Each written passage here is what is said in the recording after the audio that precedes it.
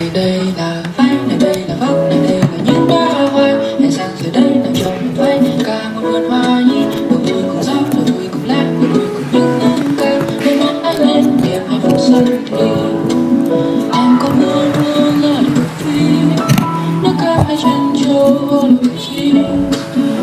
Tôi chẳng biết nói gì, chỉ biết em là thật xinh.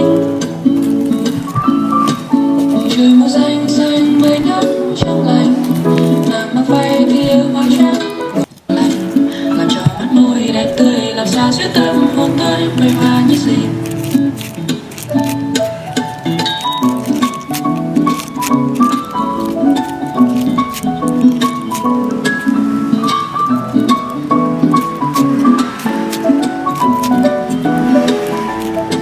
Vừa đi vừa hát cầm tay nhảy múa hồn lơ lửng giữa những đám mây. Ngỡ ngàng có em đời đẹp biết mấy. Đầu vui cùng gió, đầu vui cùng lá, đầu vui cùng với những câu ca. Đôi mắt anh lên niềm hạnh phúc xuân thì nắm tay anh ra hồ phố đông. Trái tim tôi đập tiếng tha, nào con phố cứ trải dài để được nắm tay em đi mãi mãi. Trời màu xanh xanh mây nắng trong lành, nàng mặc váy trắng ngọt lành, làm cho mắt môi đẹp tươi, làm sao dễ tâm hôn tôi bay hoa như xinh. Trên trời vì sao cũng không thể sánh bằng đôi mắt nàng.